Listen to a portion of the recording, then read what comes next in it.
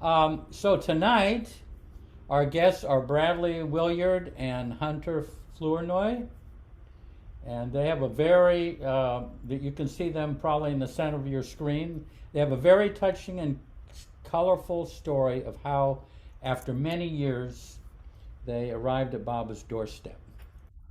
And they each had heard of Baba back in their early adulthood, I guess. And after exploring many spiritual paths and doing much inner work on themselves for years, they came to the center, I remember, in 2015, and Baba swept them off of their feet. And they have never quite, Baba had prepared them so well for that moment. And I don't think they have ever recovered from that from that experience. And I don't think they would ever want to recover from that experience. But their united love is contagious, and it shows how together we can share so much of Baba's love with others. And they come quite regularly to the center. So they're, like Baba junkies at this point. Anyway, so I'm going to turn it over to them.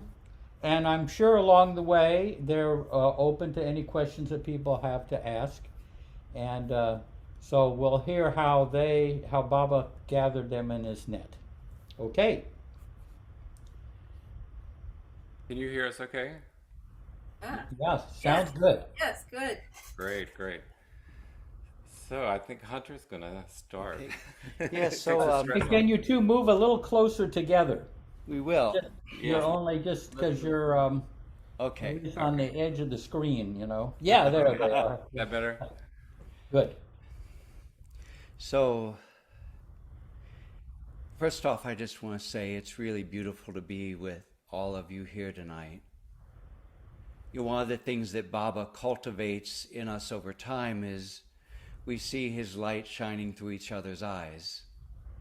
And we see these people who become our family and may have been our family in many lifetimes before, but his Nazar, his glance, his light shines through your eyes, and getting to be here with you, we get to see Baba before us in so many different forms.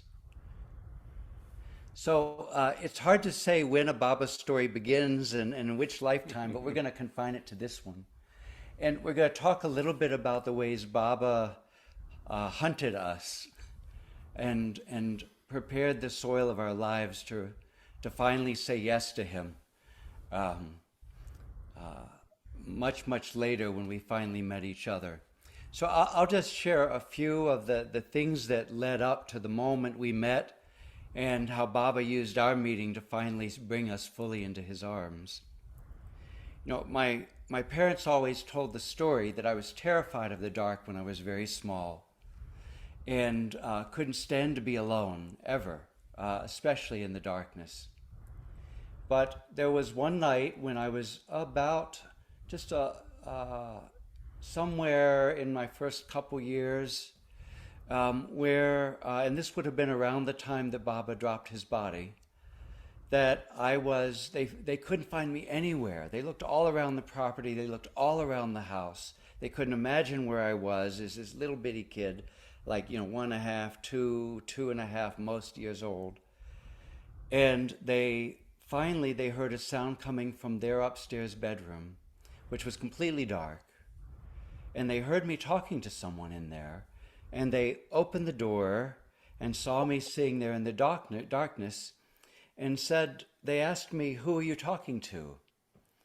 And I, at that age, said, the first thing they remember me saying was, "I was talking to our Lord Jesus Christ." Now, I wasn't more than 2 years old at the time. But then they said they remembered me speaking another name that they didn't recognize, but they knew that I was talking about the same one. I have no memory. I was very young with that. But what I do know is that from my earliest days, I was born into this world loving God with my whole heart, with everything that I was. And any mention of God would fill me with joy. But also because I grew up feeling my difference from everyone else in the world, and I didn't feel myself to be quite like anyone I knew, and I didn't even have a word for why in my growing up. But then many years later, I discovered that I was gay, and that there was such a thing, and there were people who fell in love with people of the same gender. I thought that must be why I feel so different. There are probably many other deeper reasons why I felt so different. But I latched onto that one. And for whatever reason, whatever past impressions from other lives, as much as I loved God with my whole heart, I believed myself completely unworthy of God's love. And so I was torn between this powerful longing towards God and this certainty that I could not possibly be worthy of the love of the one that I loved with my whole heart. And of course, being raised in a Christian tradition, I had the scriptures to back it up and to establish why I might not be worthy. But I carried this duality in my heart for all those years. And the funny thing was, though, it never stopped me from pursuing God. All throughout my younger years, there were a few other moments that sort of presaged Baba's coming into my life that I wouldn't have recognized at the time. I remember many years later, I was with some friends, and one of them did one of these little psychological tests where you ask a question and your answer is supposed to tell you about yourself. And he said, when you die, do you expect to see a dark figure with a scythe? You expect to see a beautiful woman in a long black dress with long black hair, or do you expect to see a void? And I closed my eyes and I said, I'm going to see a beautiful man with a big mustache and long black hair cascading around his shoulders in a long white robe, and he's going to be sitting underneath a tree in the middle of the desert, waiting there for me like he's been waiting my whole life to welcome me. And I remember when I closed my eyes and I saw that, there was this profound feeling of deep peace inside. My friend said, no, that's not one of the options.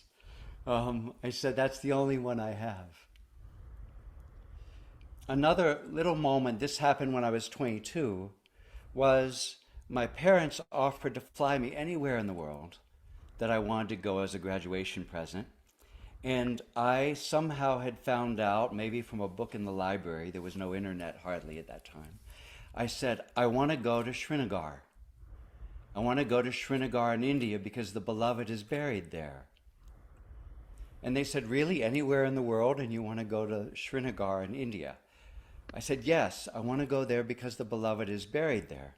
And I made the trip to India. And I was 22, so this would have been in, 89, perhaps, somewhere around there. But I went to Srinagar, and I went to the tomb of Yuza Suf in Srinagar, which is where legend says that Jesus was buried, and I knew he had never been there. I knew his body wasn't there. I could feel the resonance of the beloved wasn't in that place. I was still glad I went. It was a magnificent trip, but something in my soul had not been quenched. It was 2 years later that I went to a presentation at the Unitarian Church in Bloomington, Indiana. And I think the woman there was Carolyn Beebe. That's the best we've been able to put it together. That she was giving a presentation at the church in Bloomington, Indiana. And I had gone there to meet with a potential therapist, and she happened to be the presenter. And she held up Baba's picture for the first time in my presence in this life. And two things happened. One was I fell completely and utterly in love from the moment I saw Baba's face. The other was I was terrified that if I gave in to what I felt in my heart, that I would lose Jesus, who was the beloved of my heart. That there was a veil between the two, that I couldn't give up. I couldn't give up Jesus, but I loved Baba from that moment. And in fact, somehow, I don't even remember where, I ordered this picture and I carried it in my backpack for over 2 decades. And I never took it out except when I was cleaning out the backpack. I would see it, I would feel that rush of love, I would then feel the rush of terror, and I would put it back into my backpack. But it was in my book bag for 20 years, carrying it with me everywhere I went, hardly ever looking at it. The last major sort of foreshadowing of Baba's presence in my life was a number of years later. I met the man who became my spiritual father during my 12 years as an Eastern Orthodox monk. And this was his picture. Ken Wells. He was raised, he was Laguna Indian. He was also Jewish on his mother's side. He was a Murid of Hazrat Inayat Khan and Murshid Samuel Lewis. But most importantly of all of those things, he loved Baba. He only spoke Baba's name to me once in all the years we were together, though. He was one of those lovers who would not let Baba's name pass his lips. The very first time introducing me to his beloved, he spoke his name, and that was the last time in all my years of knowing him that he ever spoke it. He just referred to him as the God-man after that. And he would show me his pictures, and he would pass me the books, and he would speak to me quietly of him in the study outside the chapel in the monastery. And I would ask him dumb questions like, how does this fit with Orthodox theology? How did you square this with, the Christian understanding of Christ? And he would just laugh and he would smile at me and he would say, don't ask questions. He would say, just spend time in his presence. Just spend time in his presence, and if the question still needs to be answered, you'll get an answer. But for years and years, he would do that, just quietly working with me to soften the terror in my heart against the love that I felt towards Baba for all of those years. It's another story for another time, but one of the things that happened at the monastery was that because I was openly working in the gay community and I was out in the world using a different name than my monastic name, I was eventually told I had to leave the monastery and be cast into the outer darkness, and or be obedient and go back in the closet and stop doing work in the gay community to help people heal, to help them become whole again. And of course I told the bishop I preferred the company in the outer darkness, and still prefer the company out here with all of you, because there's a light that shines. We are dark. Yes.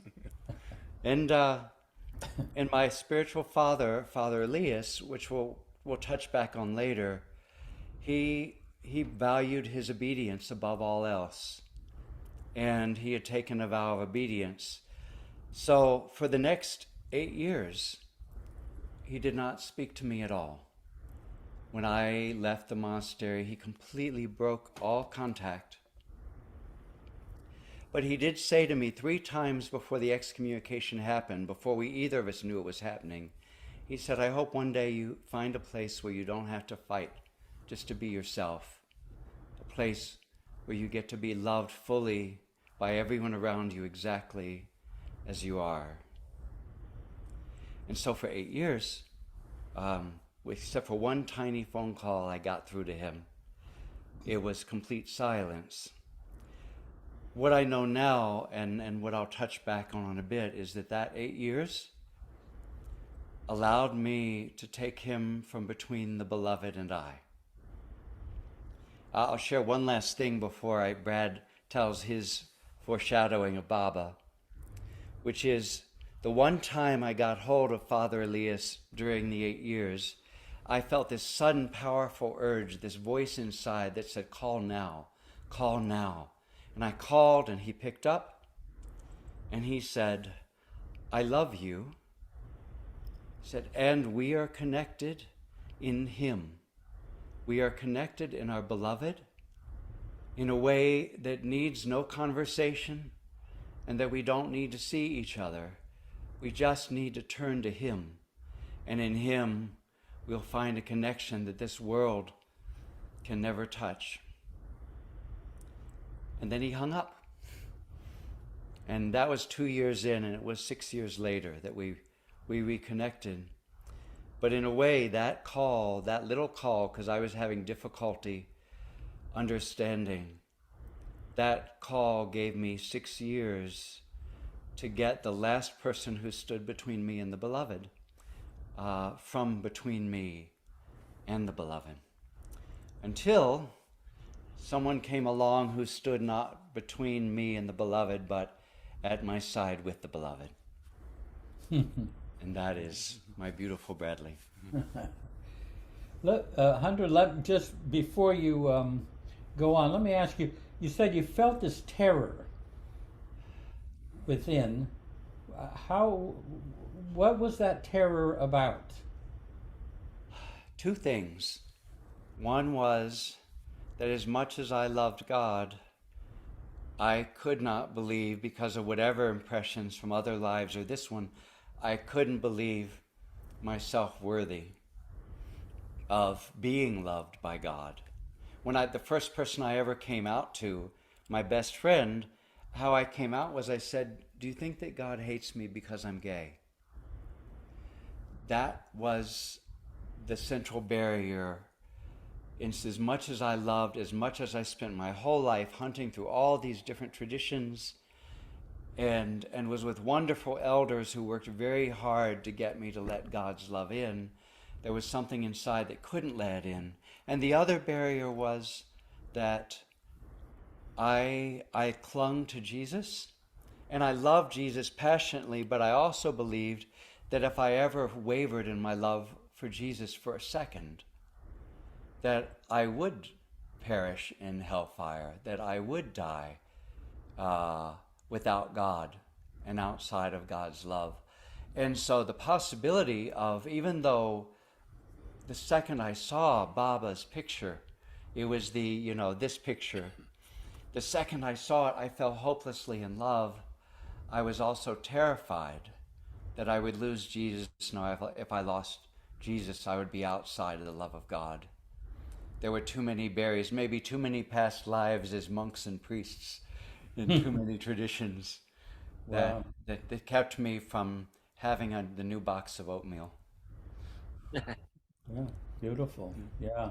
I know those things are very powerful in us, and they're often at a subconscious level, so hard to know what barriers they create. They're so deep. Yeah. Beautiful. Thank you. That was lovely.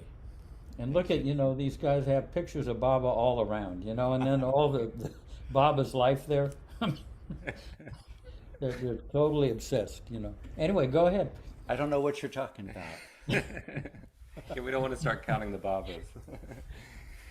So, well, I was born in 75. So I was born after Baba dropped his body. And I was born 2 months premature and lived in the incubator for another 2 months. And I have a memory of being in the incubator,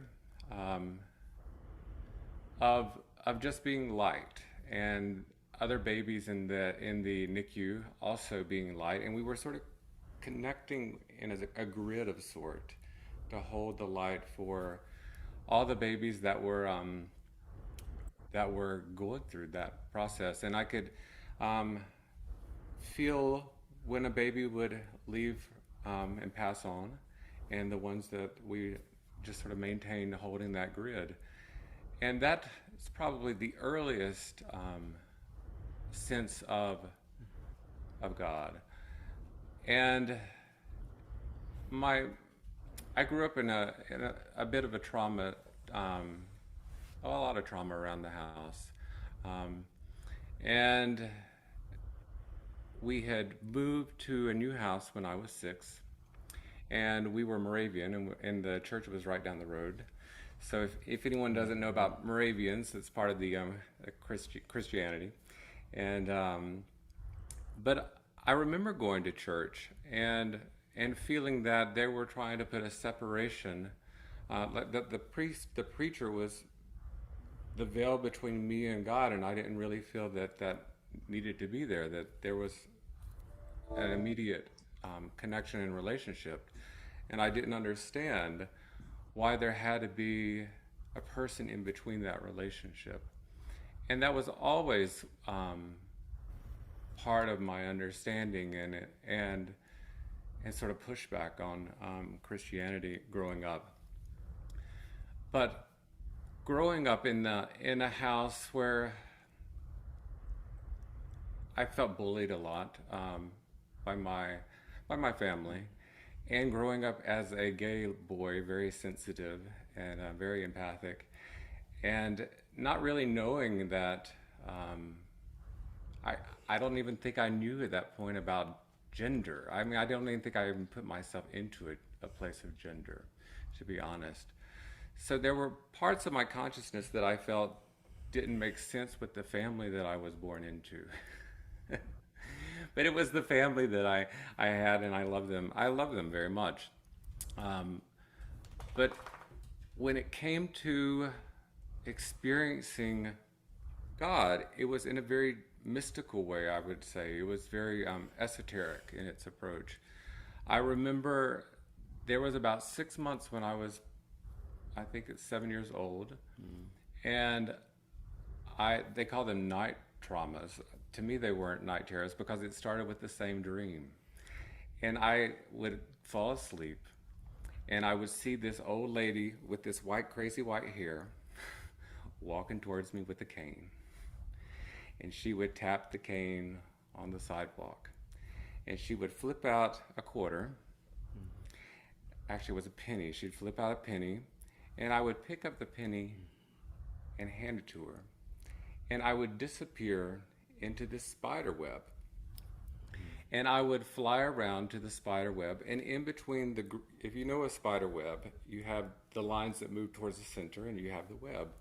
And I would fly towards the grid of the web, and I would go to souls that were living in those grids. And I would then stand up and walk to my parents and sleepwalk, and I would speak to them in a different voice every night that I would do this.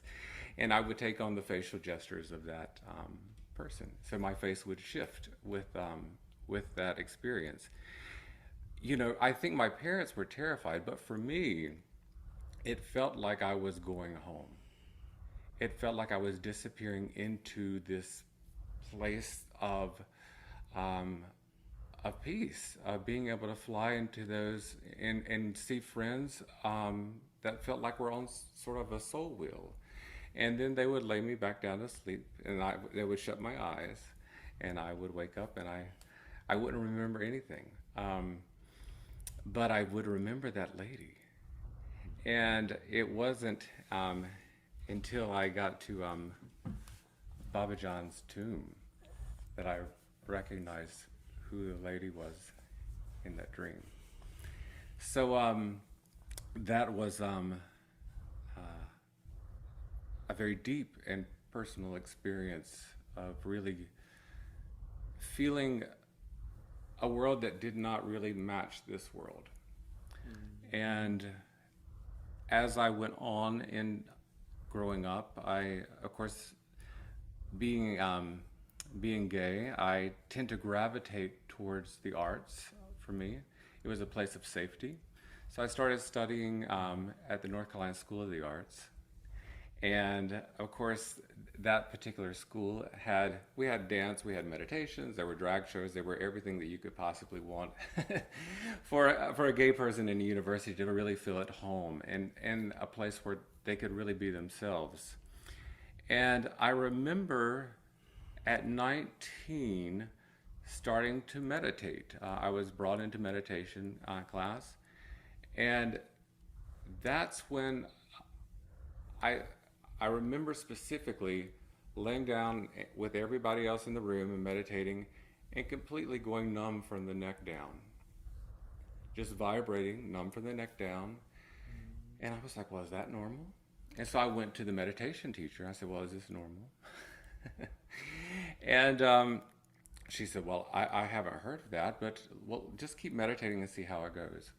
Well, that process, that stayed with me for about 6 months to a year. And also, I could feel myself also wanting to astral travel within that. And so these things were awakening me very early on.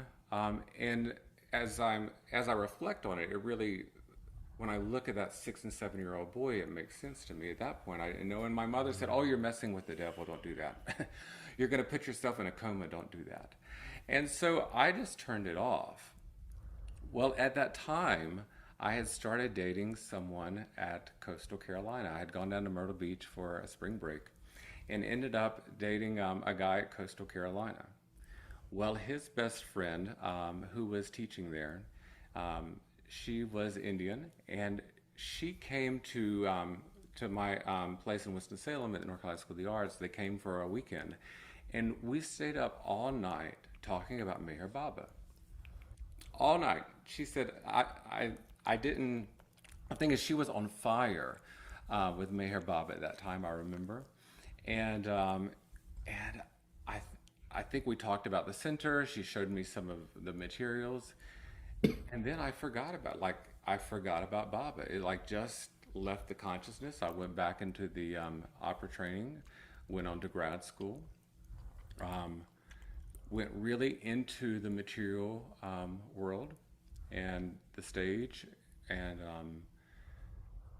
really went so far in that I could feel that little boy and that connection that for me, I felt like I always knew the soul. Like I always knew that Baba was inside. But the further I went into that world, the more separated I got from Baba. The more I went into the stage, the more I went into the opera, it just kept getting darker and darker. And moving into graduate work in New York City, that was part of my my unwinding, was going to New York. And again, at Manhattan, I was studying Manhattan School of Music. And then from there, going on to apprenticeships. But the further I went into that world, whether it was alcohol, whether it was sex, it kept pulling me in, and I got further away from Baba, from that soul. And so I ended up working on my doctorate at University of Kentucky in opera, in voice. And I was very depressed at that point. I didn't really know, what am I doing? You know, I feel like I'm so separated from what is real. And do I keep going down this road with the doctorate? Do I go back to New York? I was really in a very dark place. There were some personal things that were happening in my personal life that had really just, Baba was like grinding me hard, really worked me, like I was at the breaking point of who I felt like I could be in this world.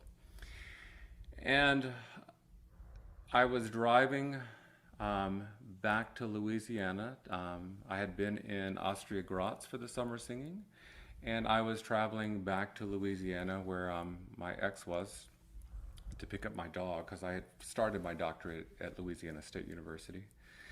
And so I was driving from Kentucky to Louisiana, and that song had just come on. It was 2007. The song "Jesus Take the Wheel" had come on, Carrie Underwood's big song, and it kept playing like three times, like strangely. Like I remember it repeating like 2 songs later, and it just kept repeating.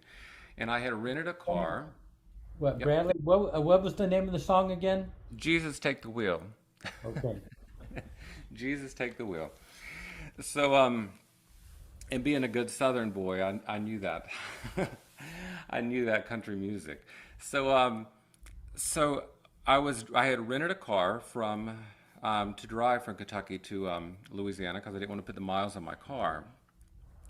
And I was supposed to get some little mini car, but they ended up giving me a Mitsubishi Eclipse, which really hung low to the ground. And I was like, sweet, I got a little Eclipse to drive down to Louisiana.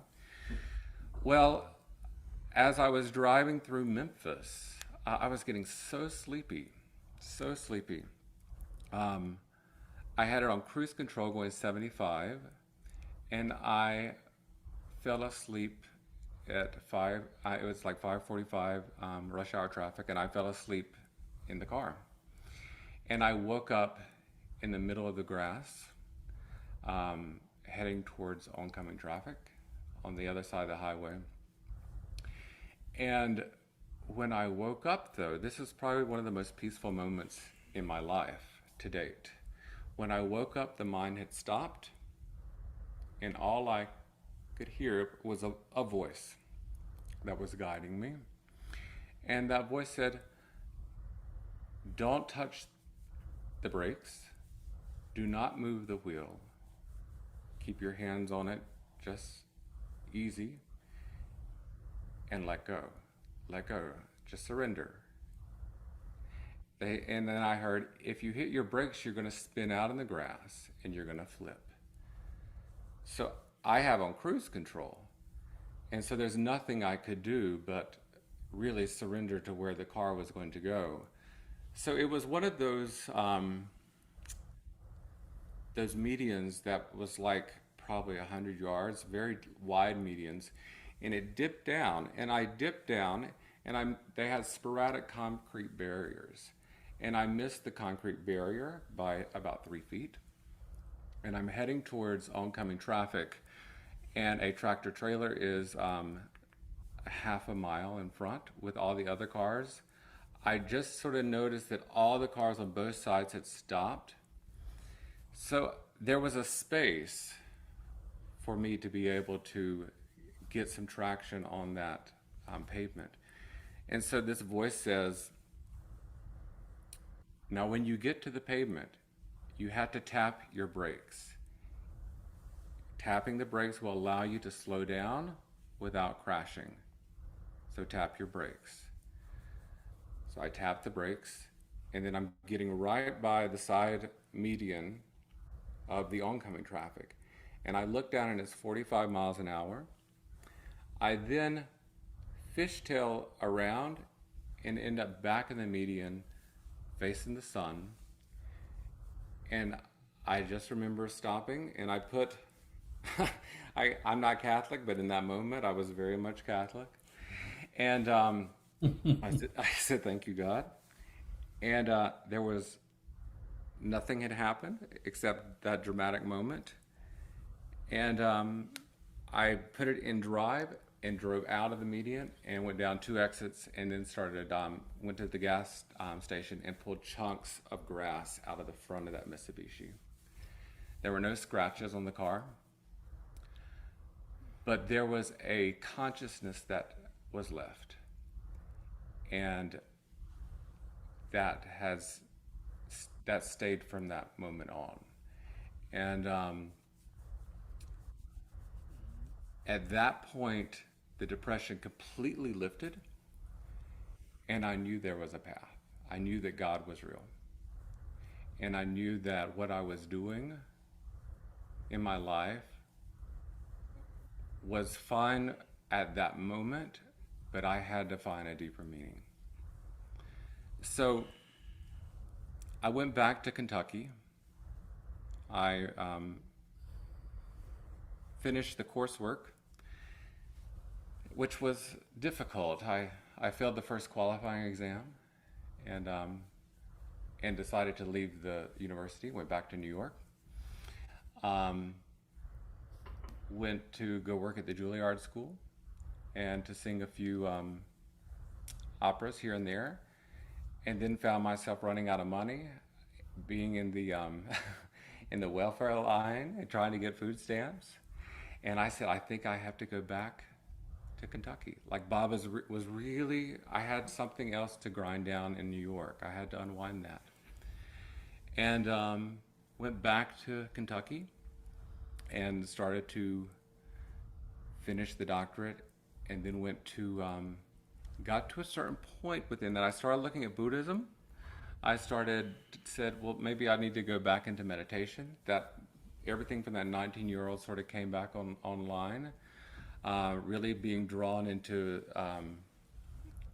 the esoteric, and really trying to just searching. And so I decided to I went to Berlin because I said, well, I'm done with the coursework. Let me go to Berlin. It's a place where opera singers can start. And I started to work with someone that worked with the breath. And the moment I started to work with the breath, the moment things started waking up inside of me. Everything that I had shut down from that 19-year-old, and even back to that, looking at that little 6 and 7-year-old and the little dancer at that point, everything that I had shut down started waking up. And I knew that there was something deeper in this world that was true. And so I decided to go into research, qualitative, quantitative research. I started studying the breath and diving into everything that I could find out about the breath. I studied at the Mittendorf Institute in Berlin. And that's when Baba really got me, because the breath for me was the awakener. It was the closest thing that I could find to God at that point. And I worked with it and knew that I needed to go deeper in my process. I had trained, and I said, I think I have to go to Asheville, North Carolina to heal. And I heard, go to Asheville. And I said, okay, well, I'll look at Asheville. I looked at Craigslist, found a listing, and I had an apartment in 2 weeks. And so that brings us up to me being where I ran into Hunter, which was in Asheville, North Carolina, and following that voice in the car, because the breath was the closest thing that I could find to the voice in the car. It was the closest thing that I could hear. And nothing mattered except what I had experienced in that car. Nothing else mattered. I didn't care about the doctor at that point. I didn't care about writing a dissertation. It was about finding a deeper meaning to what this life was about. So that brings us up to us. Yes. Any questions about that? Yeah, go ahead. Well, we the story it picks up speed when we come together. Wait, Hunter? Yes. Can you tilt your camera a little bit, because you're hidden a little bit behind your nameplate there. Oh, yeah. Okay, there we go. There, You yeah. lose Baba, but That's better, yeah. Good. So we so Baba, the current picked up speed when we met each other. Because we recognized each other immediately and were immediately drawn to each other. And I had to go through a lot of work to be ready to say yes to each other. But in that first 6 months that we were together, one of the things that happened was I was going to a Quaker meeting where I found a lot of healing from my excommunication from the monastery and a lot of acceptance. And I was at the Quaker meeting one day, and I think I saw Keldwin here, her name in the meeting somewhere. I met someone. There's Keldwin. Yes, yeah. And Keldwin, I was in there, and I didn't really know Keldwin at the time very well, but she was wearing a ring. And I looked down at her ring, which she's wearing right there, and I just looked at it, and I was transfixed. And I said, is that Meher Baba's hair in your ring? And she looked at me, amused and smiling, and said, yes, it is. And she just handed it to me and said, would you like to wear it? And I said yes, and she let me wear it for 24 hours, and then I got together with her and gave it back to her, and she said, well, you know, you should really go to this center that's down in Myrtle Beach. And she told me about it, and I came home, and I was so excited. It was like something in me was finally ready after all these years and 8 years of excommunication, you know, and 20 years really of my spiritual father trying to soften the walls inside around Baba. And I walked in and I said, Brad, we've got to go to the center. And as it turned out, one of his teachers that he was doing his healing work had mentioned to him, oh, you really need to go to this center. And so we set up our first time. We talked to Judy. She interviewed us, made sure we were for real, or at least that we knew we weren't for real. And we set up our first time at the center, and I knew it had to be together. There was something in me that knew we needed each other to be there at the center for Baba to do what he needed to do. But the breath is what brought us together, and that's an important part to tell. It is. So I met Hunter at a breathwork workshop. I had just been in Asheville for like 3 months. And I said, well, I've done my training, but I don't know about going to a meditation breathwork workshop. So it was for gay men, and I said, well, I'll go do it. It'll be good for me to meet people. Well, I sign up, and I'm there in January, and it's January 16th around my birthday. And I see Hunter is helping someone facilitate that. And there was this immediate attraction to Hunter. But at that point, I really didn't want anything to do with anyone. I was in Asheville to do my healing work, but I could feel this magnetic pull of something other than us towards each other. And we ended up getting together to, well, I think we met at the dance, at a men's dance. And Hunter had mentioned, he mentioned to the whole group that he had created Asheville Breath Circle, and he was leading a breath circle. And I went up to him afterwards and said, well, I've created Asheville Breathing Circle. And so Baba was already starting to use this jealousy, which is important when we get to part of the story. He was already using Asheville Breath Circle, Asheville Breathing Circle. How are y'all going to work together to be able to find this middle ground? And so I left that, and I sort of left. We didn't really schedule any time to get together. It was 6 months until we saw each other, and we saw each other downtown. And Hunter says, well, hey, would you like to go out and have dinner? We can talk about the breath. Mm-hmm. And so I said, okay, well, we'll do that.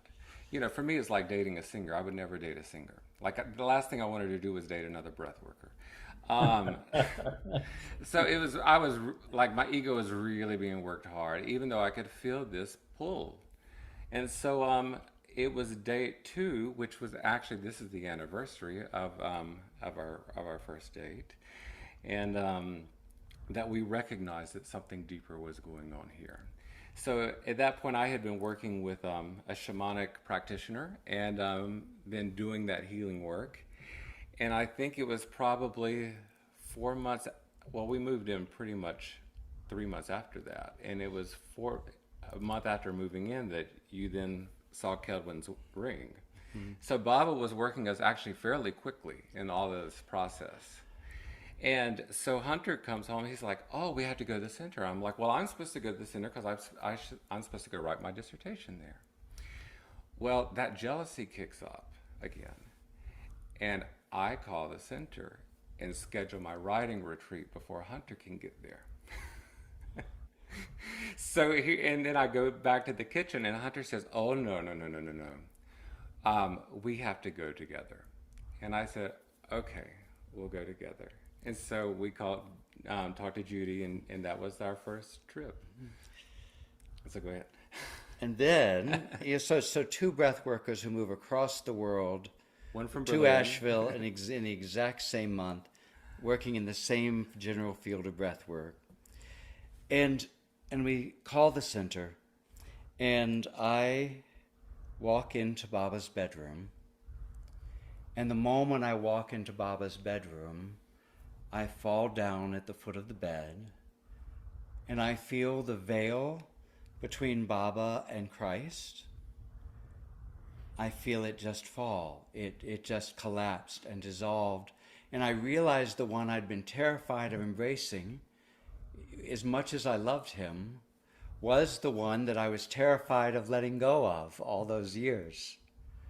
And that in fact I'd been given the chance to come closer to Jesus than I had ever been in embracing him as Baba. And it was instant and complete and utter.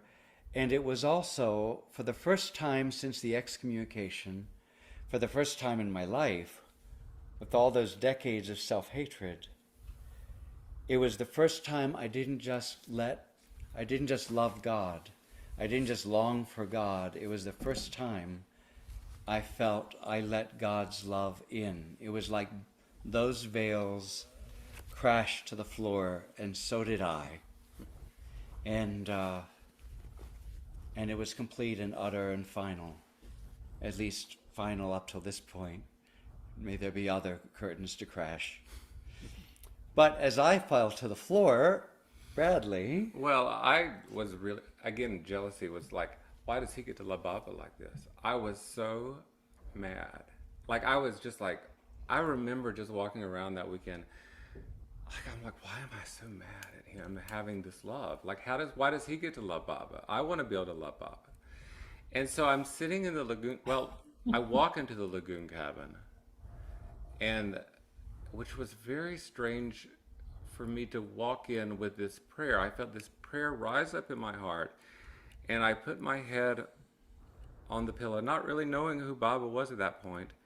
And I just said, Baba, if you're who you are, please break me from my mind. That was the first thing that leapt out. I said, break me from my mind. Because I was so tired from the whole journey up to that point. And so I sat down in the chair, and I think because of the jealousy and the anger, that's what came up. And so I sat down, and I was still angry at him for loving Baba. And Baba, I felt like Baba was loving him, and there was this huge love fest, and I was being left out. And I had experienced, when I lived in Berlin doing the research around the breath, I had experienced past life memories of being in the concentration camps. And that was part of the work that I was doing with the shamanic healer. And so that was very fresh coming to the center. And I'm sitting in the blue chair in the lagoon cabin, and I just hear that voice, and all of a sudden it was like, it's the same voice I heard in the car. And it said, if you can have past lives, why can't I be Jesus and Muhammad and Buddha? And all of a sudden, that veil just crumbled.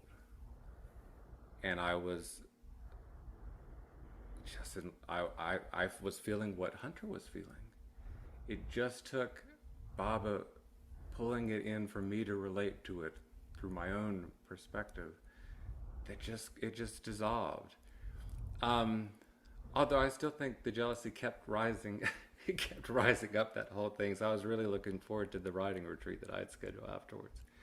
But the other thing was, this is how Baba works so well. He had Christopher and Charles there to speak that weekend.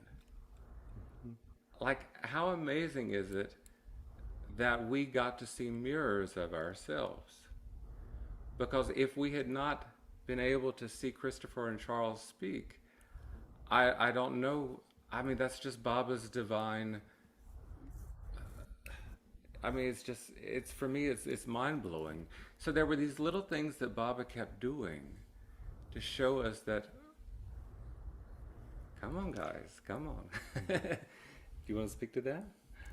Yeah, well, I mean, there's a few little stories we can tell before we get to the engagement and the wedding. Oh, yeah, we need to tell the text story. Yeah, which is one of the other great gifts, not just that Charles and Christopher were there, which let us really know we could be accepted and we could find home in the community. But thanks to Baba's grace, we were able to have a lunch with Tex Hightower in Jeff's garden, actually. That was like our third visit. And this was, I think, on our third visit. We got to spend time with Tex, and we got to talk to him directly. And I'll just read a quick quotation from the conversation with Tex that I'm still transcribing. But this is what Tex said to us. I said to Tex, "I wanted to thank you." And Tex said, "For what?" I said, "For the courage you've always had in being all of yourself in your life with Baba.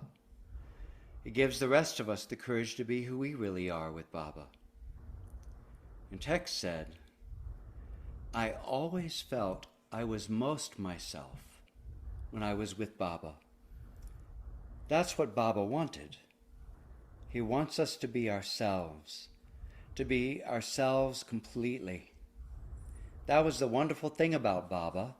Baba was, I can't say what Baba was, but he was completely himself, and he was what he was, and he was like no one else in the whole world." I asked Tex, what was it like being a gay person with Baba? And Tex said, "Those times were very different. It wasn't as free as it is now. People couldn't talk about it much.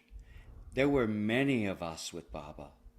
Some people were open, and there were probably a few more who were in the closet.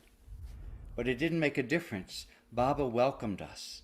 He treated us just like anyone else. He accepted us completely. He accepted everyone. Everyone. That's what made Baba unique. Everyone was welcome. You don't meet people like that very often. I remember the first time I met Baba, it was not like anything else in the world. It was wonderful. We all have things we deal with in our lives. You know how it is. The first time I saw him, I looked in his eyes, and Baba made it all go away. All of it. All of it. All of it. And it was beautiful. Of course, it comes back a little. You do the best you can. But there is Baba, and it's Baba that does it. So we had these meetings, as if it wasn't enough what Baba had done inside, Baba gave us these meetings that confirmed that God's love doesn't care about any of the differences or any of the doubts or any of the fears that I held against myself so desperately, and that caused so much pain. But it was like Baba in those first few visits, he just took all of that and burned it up in the assurance of our worthiness of love just as we are. The only other thing I'll share. Talk about Tex a little bit. Oh, you want to share? Okay, you share Tex. You say. Yeah, and so, having Tex there and really hearing his story about him walking into the lagoon cabin and how he described it, for me, was so pivotal in deepening my love for Baba, because how he described it, one could only experience that.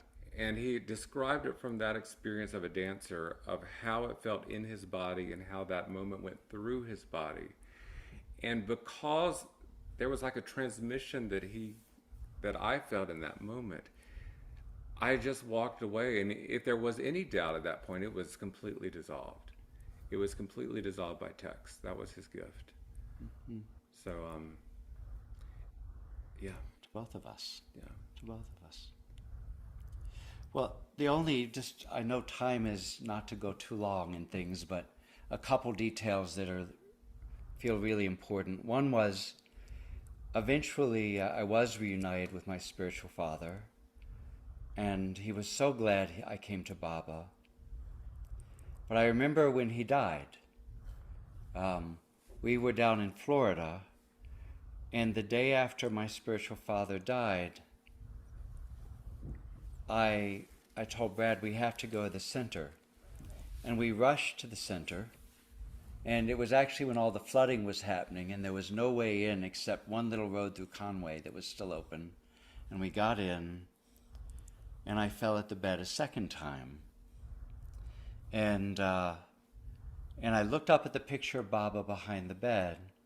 And when I looked up, it wasn't Baba's face there. It was Father Elias's. And I saw him smiling, and I saw that light that I had always loved shining through him. And then the face changed back to Baba's. And then it changed back to Father Elias's. And it changed back to Baba's.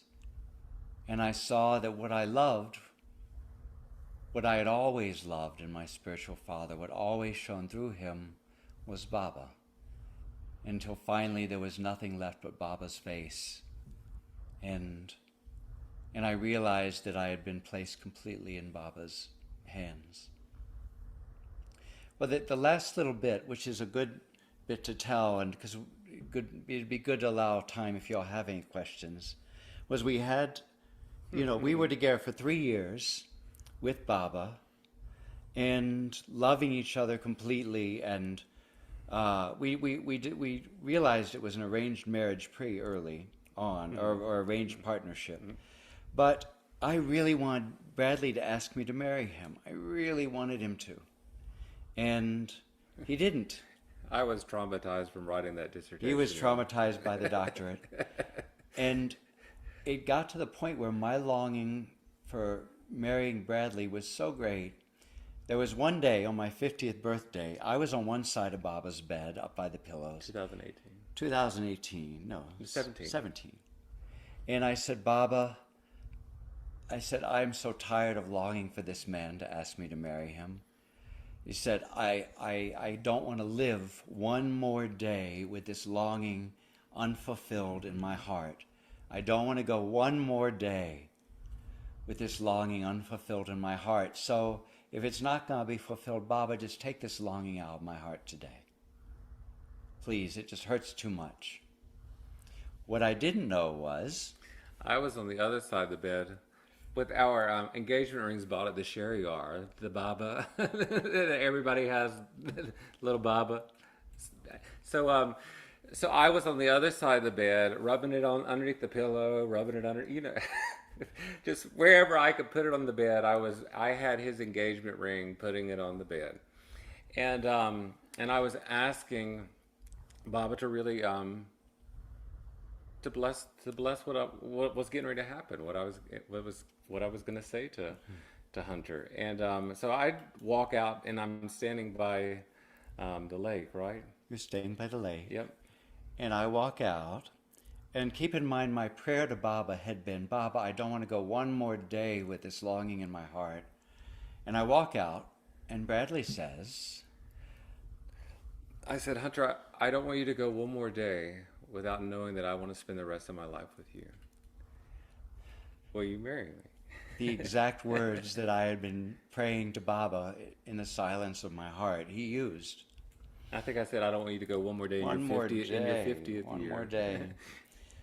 And then to top it off that evening, and this was sort of when we really got that Baba had arranged this whole thing, we were set up by Baba, was we walk into the meeting place, just as Dennis is announcing the movie for the evening, and we hadn't told anyone about our engagement, and Dennis says, today is a very special day.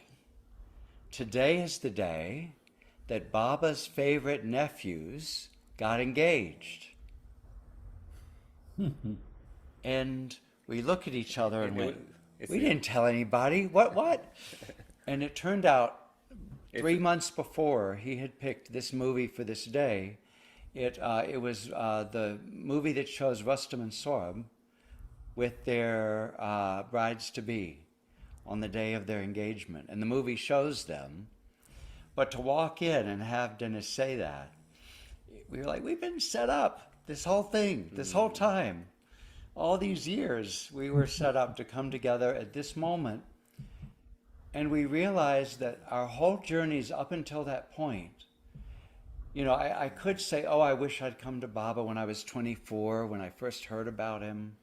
Or Bradley had remembered him at 19 from the time Baba was mentioned to him at 19, but it was like Baba used this whole journey to wear away all of the fear and the doubt and the resistance in each of us, and used us to bring us together with him and with him at the heart of our relationship, not standing between each other and Baba, but at each other's side, so that when we did get married, when we did stand there to get married, we knew who we were marrying. First and foremost, the primary in our relationship, to use the modern millennial language, that our primary partner was Baba. And that in marrying Baba together, we were fulfilling his will for us in our lives. And, for me, I think the reason that it took so long to ask Hunter is because Baba was really working to get me back to that little boy. Because I had gone so far away in the material world. He was really dissolving what needed to be dissolved to get back to that little boy that I remembered. And that's the place that I really wanted to be able to ask from. And that took, Baba's so gracious, but it's for me, there's a constant unwinding, of being with Baba. And, and I want to talk about real quick, since Jeff is here, when we got married, Jeff and Kathy sang us down the aisle. And my family, my sister was there, but that was all the family that I had there. And when I saw Kathy and Jeff sitting up there, I heard that same voice that I heard in the car, and it said, "See, I told you your parents would be there." And I was crying on the way down because I could see the love that Jeff and Kathy had for us. And Baba erased any type of longing that I needed for my family to be there, because my family was truly there. So. And is here. And is here. So thank you for Wow, very touching and beautiful. listening. Really, yeah, this is your family here, Hey, so any questions that anybody might have? But that's just beautiful. Thank you so much. I mean, what a journey, and it's just incredible. And this, I just feel Baba just loves to witness this whole thing, carried out over decades and decades. It's his favorite pastime. See love come together like that. But yeah, any questions or anything that comes up? I wonder if Rainey for at the end, if you have any of Francis Brabazon that you can share, but that's later. Any?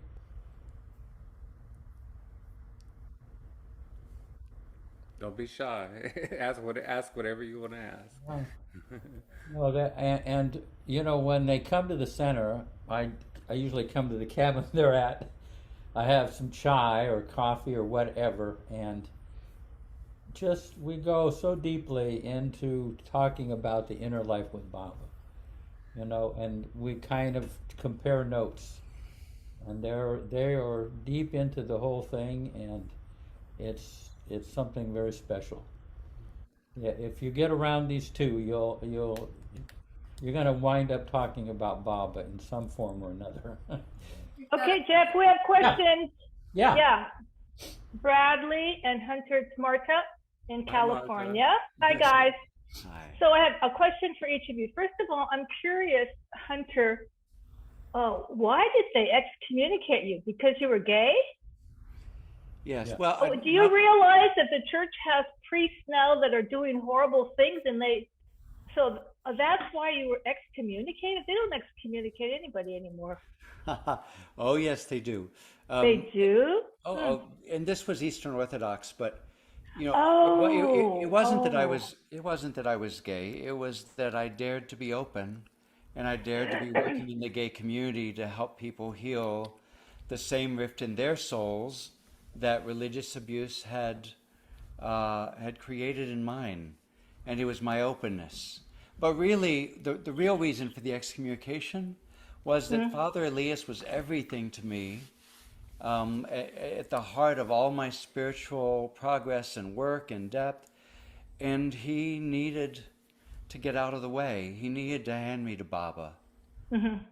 I mean, this was his Yeah. beloved. This was the most intimate part of his own being, so intimate he couldn't speak of it. And Baba had to tear away the form so that I could find the thing that was at his heart that really drew me to Father Elias all along. So the excommunication was Baba's. No one's responsible for it but him.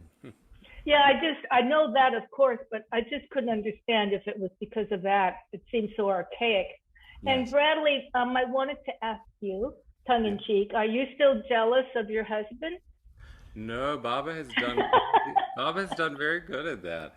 Um, no, I think I think that's also partly why I waited to ask him, because Baba was still dissolving stuff that was between us karmically within me, Mm. and I really needed those things to be dissolved, so that I could really ask. And I'm one of these people.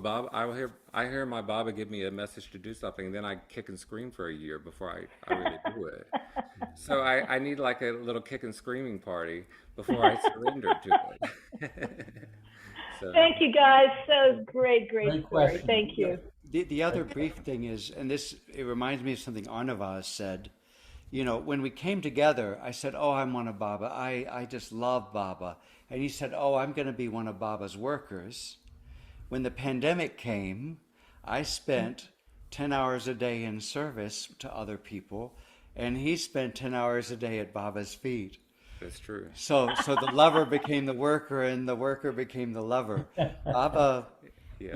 he makes sure he balances everything out. Diana and Terry are next. We're beginning. Hi, boys. Hi. I have just too many questions. So I've asked Baba to try and help me choose at least one or two. But one, maybe I'll throw a couple questions out and you make the decision which one you want to answer. I know that y'all go to the center a lot. And is there always, do you have an objective each time you go, or do you just He does. get to be so lucky Papa because does. it's only a 4-hour drive? That's one question. Yes. Um, the voices that you hear, like, talk about jealousy. I'm jealous when people tell stories that they hear voices, that they hear guidance. Because he's so subtle with me. I know he's working there because things that used to make me bat-esque crazy don't control my life anymore. And it's because I keep turning it over to him. But I'm curious about those voices. I'll do the first. You do the voices. Okay. So the first answer is easy. We go back because as much as we try to live in Baba's fragrance and to surround ourselves with it, as you could see, we never realize how far we've drifted until we get back on the land. And the second we get back on the land, tears come to our eyes because we realize how far we've drifted from his remembrance and how far we've drifted from the feeling of his intimacy. We forget him and remember ourselves too much. And so going back to the land reminds us of how far we've drifted, and it tunes us. It brings us back into his resonance. Even though he's always with us, we're forgetful, and our attention drifts. But the center always brings us back.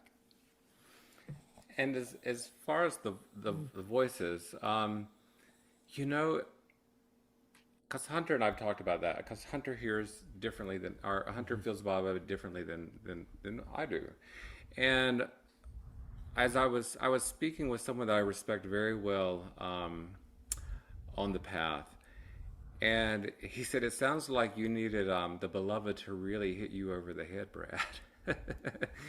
And that's really what I needed in order to be able to come to Baba. And he said, but for most people, it's sort of like a sweet wind just blowing. And I love that analogy. But for me, I really needed to be hit over the head, and I needed a voice that would manifest in that way to me, to really put me at Baba's feet. Peter is next. Thank you. Thank you. Yeah. Dear Baba. Peter. All right, hi guys. My turn. I was nervous. I didn't want to. I didn't want to be first up. I wanted to let a little bit of time, and I know I was second in queue. Thank you both for coming, Hunter and Bradley. I felt so much genuineness from listening to both of you. And the question was mainly for Hunter, and I think Hunter, you already answered the question. But I'll reiterate it, restate it, and there's another nuance to it. What I heard you say is that although you loved Mayor Baba, you had a challenging time, you had a block to receiving his love, and you were angry with yourself for it. And then I was thinking about asking how you dealt with it, and then out of the blue, I heard you say the veil was dropped, and now you can receive his love. And now my question is, since you're able to receive his love, do you know anything specifically that you did in order to make that happen? Or I'm just going to take a step back and say, I had these, when I was fired from a job, I was so upset. I went through all of Baba's discourses I could find and made like cue cards so I could just devour his discourses and learn and learn and learn and uncover and uncover. And one I came up with, but from your standpoint, do you remember any process that you went through specifically, or is it something that spontaneously happened to you? And then I have another little question afterward. No, I probably did. There was a lot of healing work, and a lot of elders were very patient and kind with me.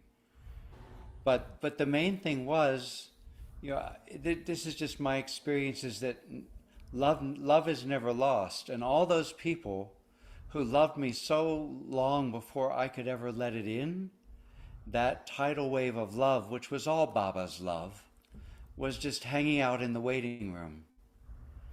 And the second, my walls got thin enough. Maybe it was meeting Bradley, maybe it was coming to the center, but it was as if that a whole life of people loving me despite my incapacity to let in. Finally, when I got into Baba's bedroom, it was like the places where Baba had worn my walls so thin gave, and it just crashed in as an act of grace. But there was a lot of wearing thin of those walls over the years, and frankly now what wears it thin is actually suffering. More and more I discover that every bit of suffering in my life, I understand that it's Baba wearing thin another thick, hard, rigid place inside me that has trouble laying his love in. And when I can recognize that, it takes even the suffering, and I can feel the suffering as an expression of his love. Not that I'd recommend that as a path to anyone else, but in the last few years, it's really, especially being at Amrtithi a couple years ago, Baba really showed me how even my suffering is the most tender expression of his attempt to break through my hardness and get me to let him in more deeply. Beautiful. So true. There's a line from Mother Teresa where her prayer, "Dear Lord, break my heart so completely that the whole world falls in. That's it. Yeah. Yeah. Yeah. That's it. Suffering seems to be one of Baba's most effective methods. Joshua's next. Oh, can I ask Hey, a second quick question? Oh, Peter? Yeah. I noticed that you had a dog there. In my work, a lot of time I see people walking around and walking dogs, and sometimes I just don't want to bother with the people, and I'm curious who the dog is. So I saw a dog there. Can you say who it is and what kind of dog it is? This is Abby, and she's our COVID baby. All right. So yeah, this is Abby, and we have another little boy on the other side. His name is Baki, but he's over there snoring. So Yes. And if you want to talk about the ways that Baba can use suffering to wear you thin to let love in, raising a dog is one of Baba's other methods in wearing me thin. Abby was a little challenging. So. Yes. Thank you. Boxers, Boston Terriers. Bus Terriers, Yep, same as Bos- Elizabeth had a Boston Terrier. Yeah. Yeah, Boston. Okay, like Kip. So Josh, Joshua. thank you. hey, yeah, great to see you, Hunter and Bradley. I hear so many good things about you from Lorelei. She just sings your praises. Yeah, because I think that the way I see it, there still is quite a lot of sort of people who are like scared of queerness or gayness in the world. And I was wanting to hear what your perspective is to someone who might see gayness as unnatural or anything like that. Like, what would be your 2 cents to respond to that? I'll go first. good question. I'll go first. You go first. Well, for me, in this life, I thought I was a girl until someone told me I was a boy, so I really identify as he, she, them, it's so my part of being naturalness, I feel like, isn't really binary at this point. So I feel like Baba within me has sort of just said, go beyond gender. It's not about gender. It's just about expression of self. And whatever flows through that expression of self, that's the naturalness that he's calling me to have in life. And whatever that looks like is between him and I. So And that would be a wonderful longer talk. Baba always had a lot of queer folk around him from the very beginning, many of whom were out, many of whom were not out. But Baba was very clear in saying to all of them, as he said to Quentin Todd, I love you exactly as you are. And you don't need to ever doubt that. I also find I love that Baba said to, I think it was Alan Ewell, who was Don Stevens' partner at one point. Baba even presented a model of rebirth in which Baba said, according to Alan, that 1 out of every 7 lives, there's this transitional life where you go back and forth from being male in a number of lives to being female, where you're born with queerness, where you're born with gender diversity or shifts in sexual orientation, that it's part of the cycle of rebirth. And that model makes deep sense to me. Also, when I read the discourses, particularly Baba's discourses about sex, he talks about how as souls progress, they have to embrace both the masculine and feminine energies within themselves. And that there is this embracing of duality and this deeper integration that happens in a soul's progression. So I turn to a lot of things like that, but mostly because we've had the gift of being around other gay Baba lovers and hearing the stories of Baba's absolute and unconditional acceptance. Mm-hmm. Tex even told us a story, which I won't give in great detail, where someone questioned Baba's love for his gay children. And Baba said to this person, if you say one more word, I will leave this country, America, and I will never return. So go back out into the hall and leave me with my children and let me give them the love that I want to give them. And Tex told us that story, and that Baba was fierce in insisting on the lovability of every being and anyone who challenged it, specifically around sexual orientation in this case. Or that Baba did his Mananash work in a Hijra community, where there was a strong Hijra community where Baba did much of his Mananash work. There's just so much evidence that Baba's love encompasses all of us. And even, one of our friends told us that Mani had said, we didn't really think of Baba as a man or a woman. He said when he was with the women, he was one of us. And when he was with the men, he was one of them. That Baba was whoever he was with, he was one of them. He was just as them. And that Mani had said that to her at one point. So for us, I would say culturally, we are in a country that is in the midst of deep transformation, a species in deep transformation. Going to pilgrimage in India, where the culture is struggling in the same ways we are, maybe at a different point in the journey, but that Baba loves us all exactly as we are, is beyond any doubt in my heart at this point. Sorry for too long an answer. Thank you, though. Hey, Paula. Paula. Thank you so much, Bradley and Hunter. I want to talk to you guys, and all of a sudden, you're not on my screen. Oh, there you are. Okay. This might be a ridiculous question, okay? And I can understand if it is, but and it might seem really naive, but I'm wondering, when you were talking, Hunter, about that you could not stand another day of longing to be with Bradley, and I'm wondering, why did you not ask him to marry you? That's a good question. It is a good question, and it had to do with my lack of feeling like I was worthy of being loved.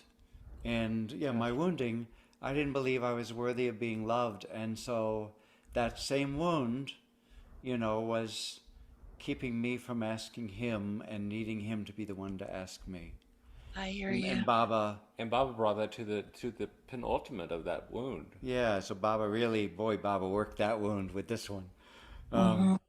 But he did ask, and I didn't, and it was as, and that's the funny thing about relationship. It's not Bradley or Baba or Bradley before Baba. It's just Baba uses us to bring us deeper into loving him. He's at the center of it every moment. Thank you for allowing me the space to ask that question. Yes, thank you. I could have asked you privately, but I just thought, take a leap. We love you.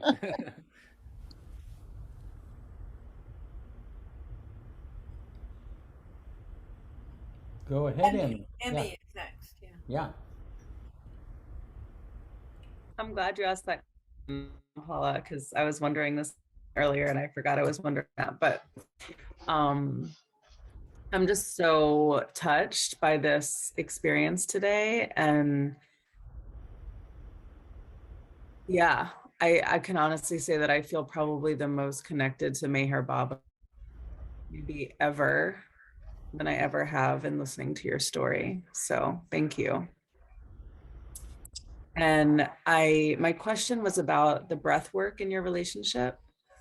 I was curious how breath work currently is in your relationship and how breath work has been in your relationship over time.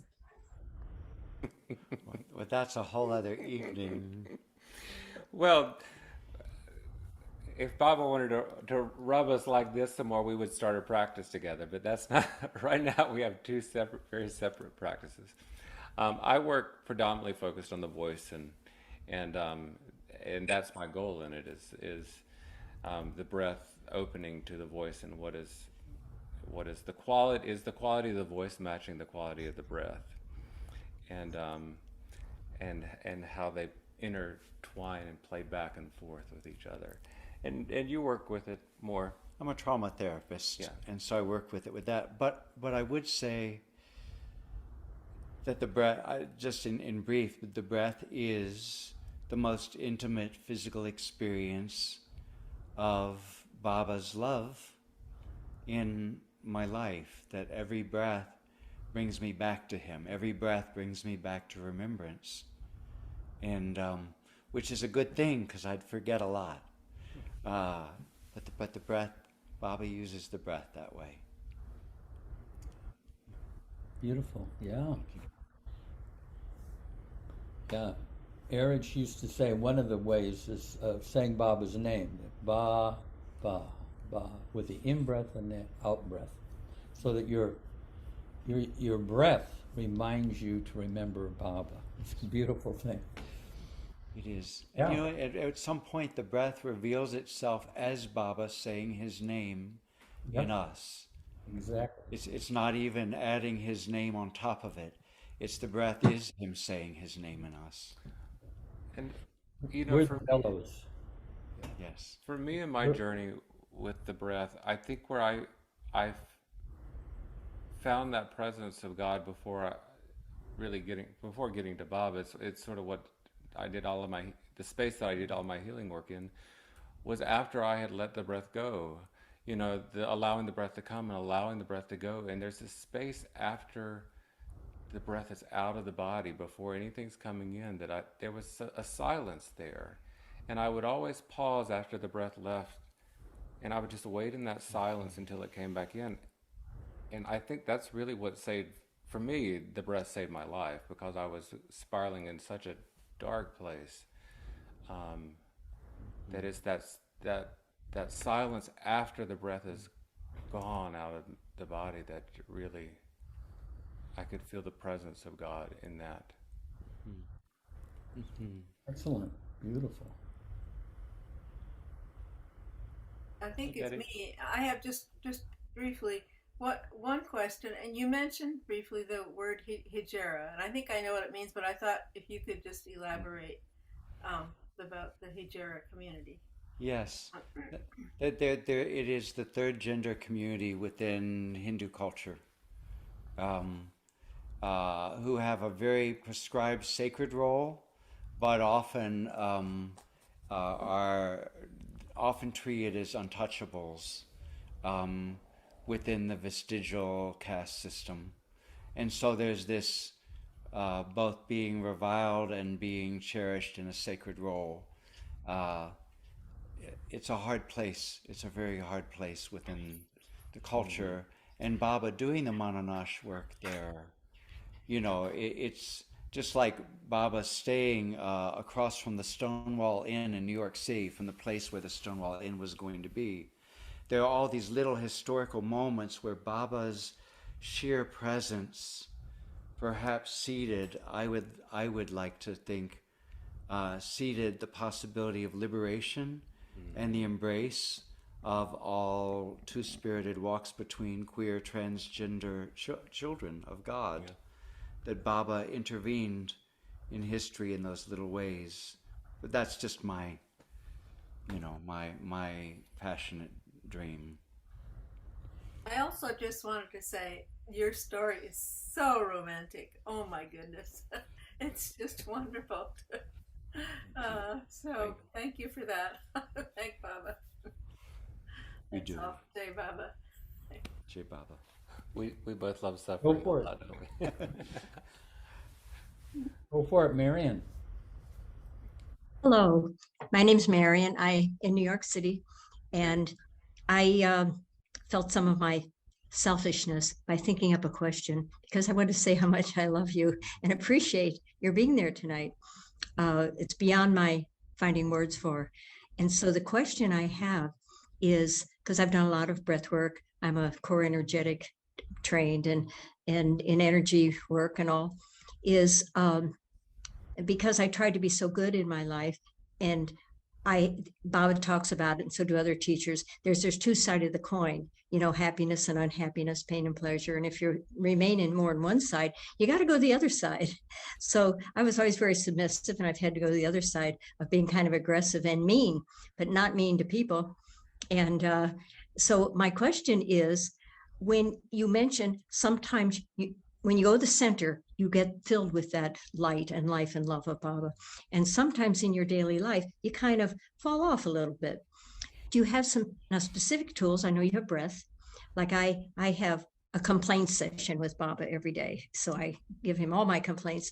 Is there anything specifically, other things that you do, like little things to get back on center, get back with Baba, that maybe is triggered by anything, expectations between the two of you? Like you may have an expectation with each other, catch it, and then what do you do when you find you're looking for something with each other rather than Baba?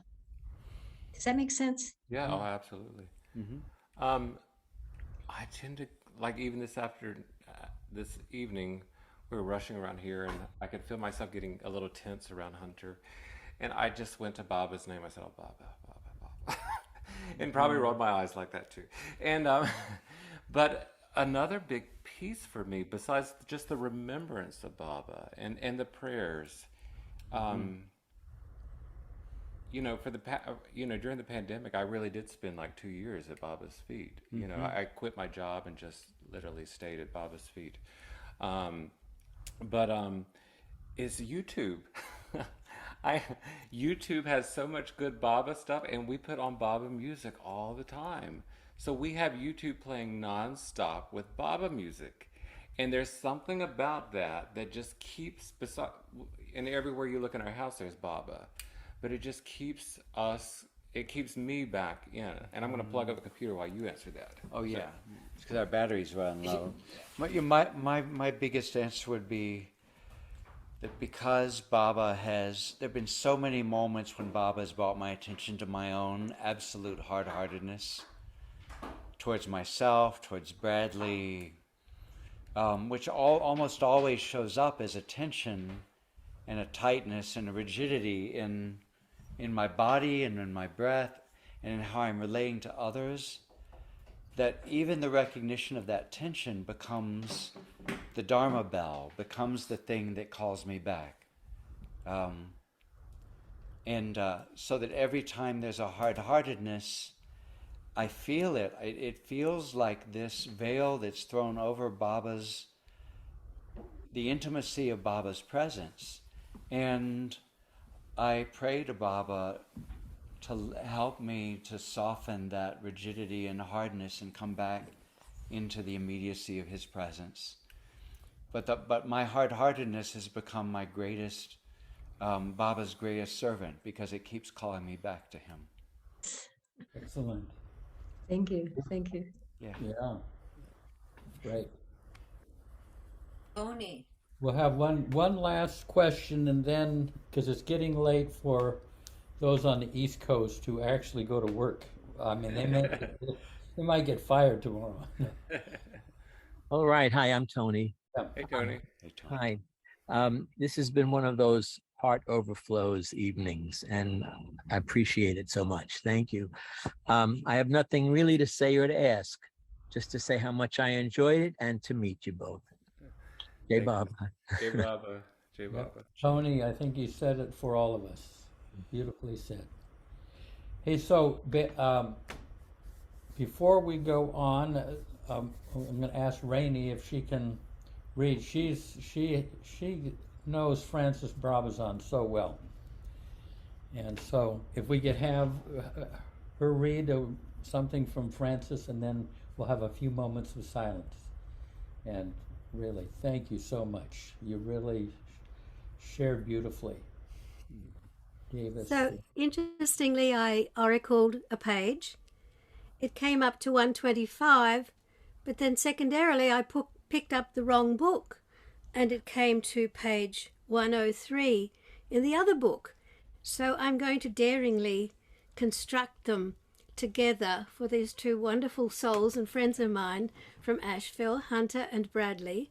One of my favorite photographs of myself is with the two of them many years ago at the music festival. How's the sound, Jeff? Sound perfect. You're Okay. good. These songs I sing, I assure you, are not of my choice. They are because my silent God delights in my voice. There is nothing concerning love that anciently was not dealt with. There is nothing concerning love that anciently was not dealt with. He is the lovely rose which teases its nightingale into endlessly repeating love's endless tale. There is nothing concerning love that anciently was not dealt with. The great poets of old were all dust dwellers begging wine. Though I beg, I'm not of them. I but record and try to define. For there is nothing concerning love that anciently was not dealt with. If my clear definition cause my critic to stammer, let him cool himself in the lake or beat himself over the head with a hammer. For there is nothing concerning love that anciently was not dealt with. My beloved is Lord of song, and once he wept a tear at the turn of one of my lines. Yes, he was ruby-lipped and eyes so clear, because there is nothing concerning love that anciently was not dealt with.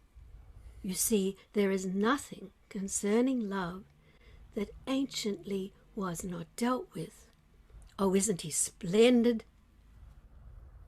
Look at his brow. Bless us all come nigh. Oh, this man, this lovely man, with eyes so clear. For there is nothing concerning love that anciently was not dealt with. Hey, Baba.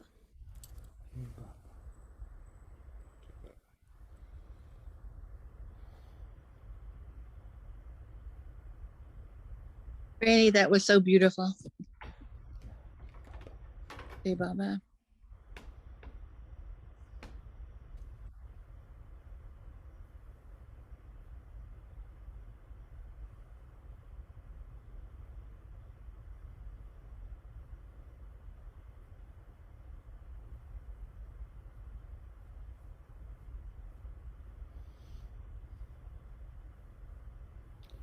Jai Baba.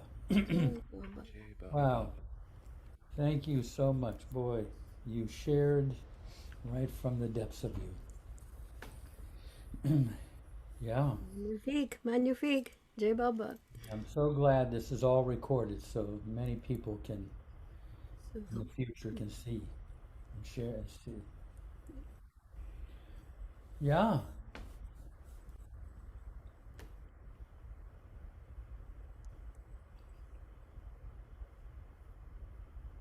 Emmy has just posted a beautiful Hafiz poem in the chat. Oh, lovely. Who did? Emmy. Oh, let's hear it. Oh. Emmy, do you want to read it?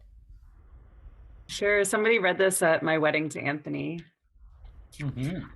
It happens all the time in heaven, and someday it will begin to happen again on earth. That people who are married, and men who are lovers, and women who give each other light, often get down on their knees, and while so tenderly holding their lover's hand, with tears in their eyes, will sincerely speak, saying, "My dear, how can I be more loving to you? How can I be more kind?" Yeah. That came right out of Mandalay Hall from Erich. and a couple there. That poem.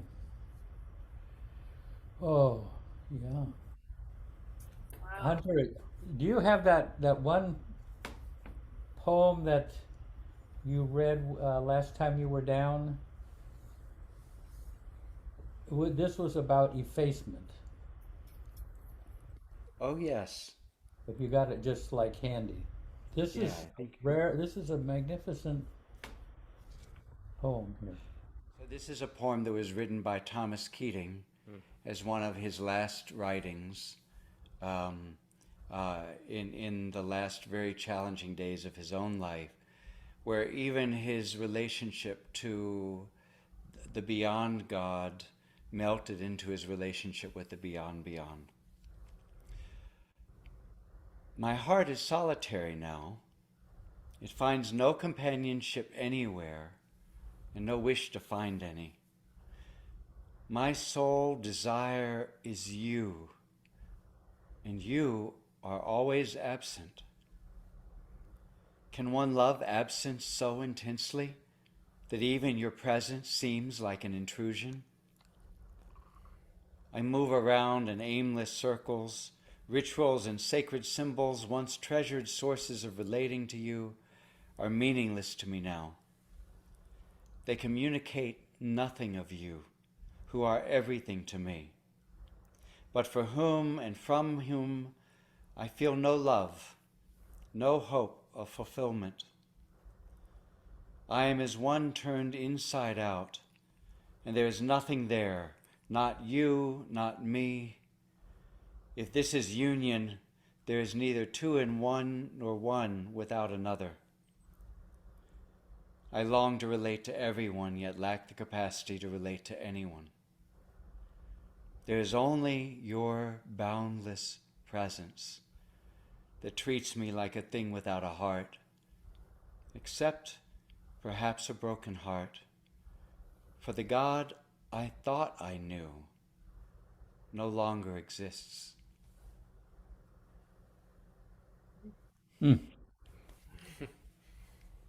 Incredible. Yeah. Avatar Meher Baba Ki Jai. Ki Jai.